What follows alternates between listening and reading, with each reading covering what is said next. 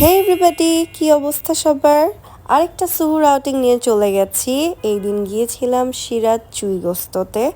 আর আমার আসলে সিরাজ বলেন, মেজান বলেন বা আরও আদার কিছু রেস্টুরেন্টস আছে, কিছু ফিক্সড, সেগুলো পেশওয়ারাইন বলেন, এরকম কিছু ফিক্সড রেস্টুরেন্ট আছে যেগুলো আমি শুধুমাত্র সুহুর করতেই যাই। তো এই পেঁয়াজ ভর্তাটা তো আমার খুবই পছন্দ। এই আলু ভর্তাটা ভালো ছিল না, গন্ধ আসতেছিল। চাটনি ছিল, বাট আমি চাটনি একটা পছন্দ করি না। আর সালাদ আমার অলওয়েজ ফেভারেট। তো তারপর ভাত টাত নিয়ে নিলাম, অ্যান্ড এই পেঁয়াজ ভর্তা দিয়ে খেতে যে কি পরিমাণ মজা লাগে এটা আসলে আমি বলে বোঝাতে পারবো না। মানে বলার বাইরে, এটা খুবই ভালো লাগে। যদি কেউ খেয়ে না থাকেন, অবশ্যই সিরাজে গিয়ে এটা দিয়ে একবার একটু ভাত খেয়ে দেখবেন। অফ সিজনেও যেতে পারেন, সুহুরেই যেতে হবে এমন কোনো কথা না, অল টাইমেই থাকে। তারপর হচ্ছে গিয়ে এই যে ওদের ডাল ছিল, এই ডালটাও খুব ভালো।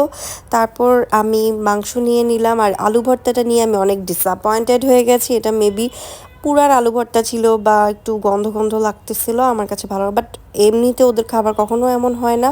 ওই দিনই কেন এমন হয়েছে আমি আসলে বুঝতে পারলাম না।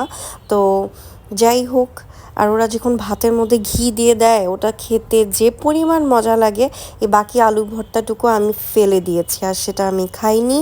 তো যাই হোক, তারপর হচ্ছে গিয়ে আমরা এই সালাদ দিয়ে আমি এই মাংসটা খেতে আমার খুব ভালো লাগে, একটু পেঁয়াজ কাঁচামরিচ। তো আমার আসলে এভাবে আয়োজন করে খেতে বেশি ভালো লাগে। আমি এটা যে বাইরে গেলেই করি তা না, আমি আমার রেগুলার লাইফে আমি বাসাতেও এমন করি।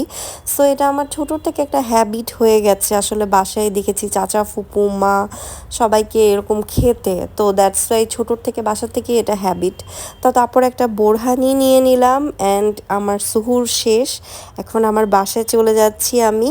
আর এই পর্যন্ত ছিল আমার এই ছোট্ট ক্লিপটা সুহুর আউটিংয়ের। আল্লাহ হাফেজ।